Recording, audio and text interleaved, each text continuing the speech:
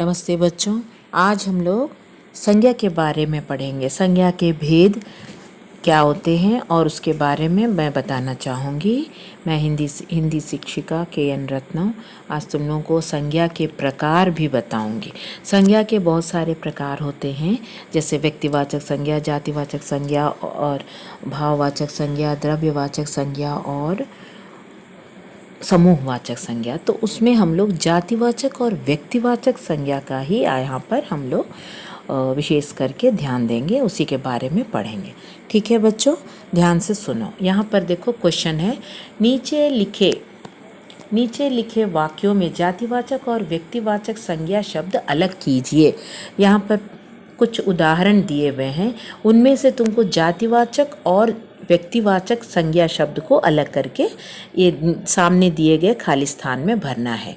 तो संज्ञा पहले तुमको जानकारी होनी है। संज्ञा जो है किसी भी व्यक्ति या स्थान या विशेष वस्तु के नाम को संज्ञा कहते हैं, किसी भी नाम वाले शब्द को।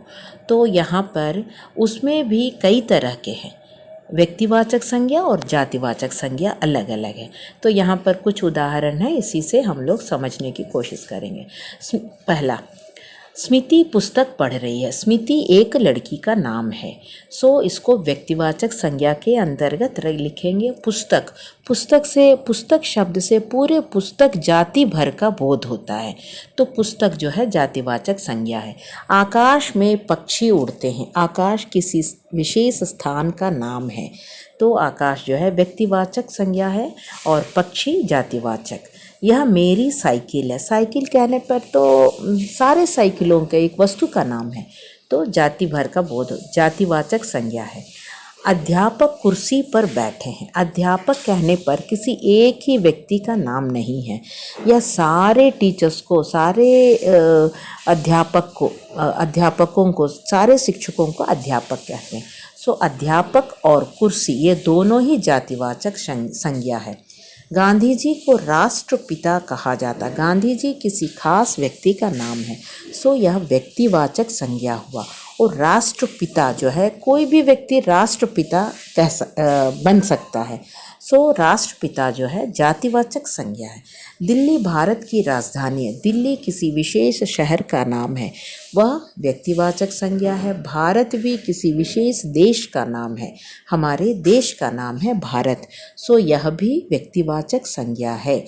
राजधानी किसी भी राज्य या देश की राजधानी हो सकता है, राजधानी जो है सभी कैपिटल्स को हम राजधानी कहते हैं, इसीलिए जातिवाचक संज्ञा के अंतर्गत हम इसे लिखेंगे।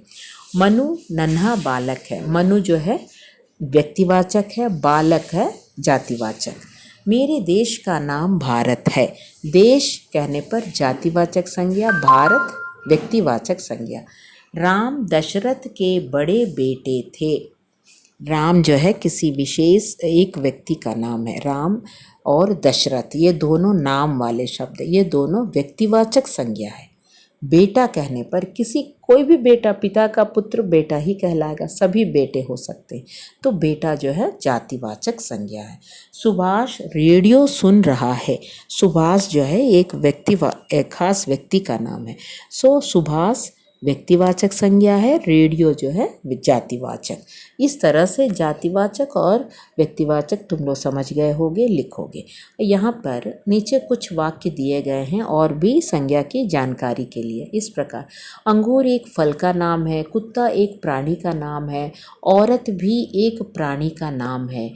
हाँ ठीक है, चकली एक खिलौने का नाम है, इसलिए अंगूर, कुत्ता, औरत, चकली ये सभी नाम है। ठीक है, संसार में प्रत्येक वस्तु का नाम होता है, जैसे हाथी, गाय, घोड़ा, ऊंट ये पशुओं के नाम हैं। स्कूल, विद्यालय, घर, मंदिर ये स्थानों के नाम हैं। हाँ, विमला, कमला, अनु, रमा ये लड़कियों के नाम हैं। इन सभी नामों को हम संज्ञा कहते हैं।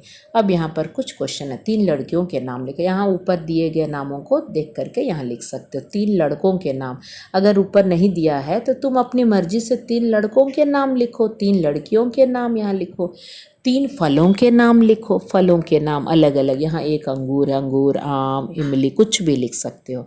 तो इस तरह से तुमको जातिवाचक और व्यक्तिवाचक संज्ञा के अंतर को समझना है। समझ में आया होगा बच्चों, इसे बार बार देखो और इस वर्कशीट को करोगे। ओके, थैंक यू बच्चों, ठीक है।